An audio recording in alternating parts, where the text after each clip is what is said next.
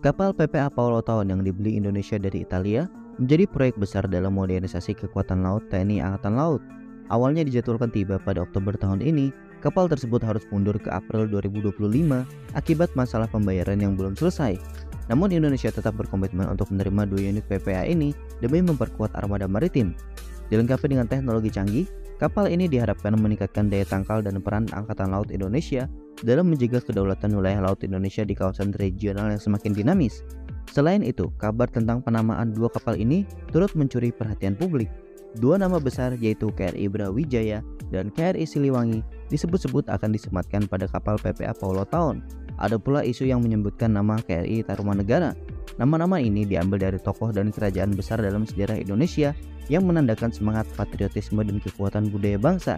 Penamaan tersebut sekaligus mencerminkan harapan bahwa kapal-kapal ini akan menjadi penjaga samudera yang tangguh sebagaimana leluhur Indonesia menjaga tanah air. Khususnya nama KRI Siliwangi mengandung sejarah penting bagi Angkatan Laut Indonesia. Nama ini pernah dipakai untuk kapal destroyer Angkatan Laut Republik Indonesia yang termasuk dalam kelas Siliwangi berbasis Kori kelas buatan Uni Soviet. Kembalinya nama ini untuk PPA Paolo Taon mengindikasikan kehadiran kapal yang tidak hanya tangguh, tetapi juga membawa kenangan historis bagi armada TNI Angkatan Laut.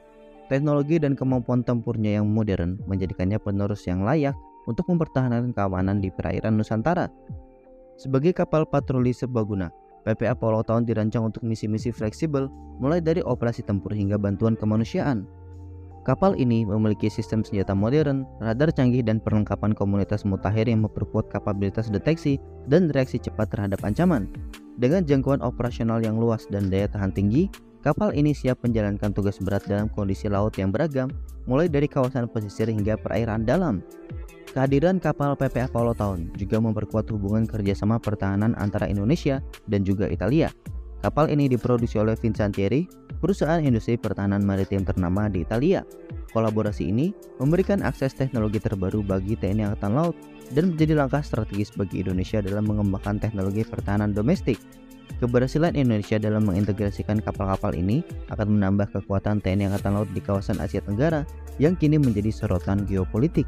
Meski ada kendala dalam pembayaran, Indonesia tetap optimis bahwa kedua unit PPA Paolo Taon akan segera memperkuat jajaran TNI Angkatan Laut. Penantian hingga April 2025 dinilai sepadan mengingat peran signifikan kapal ini dalam mempertahankan wilayah laut Indonesia.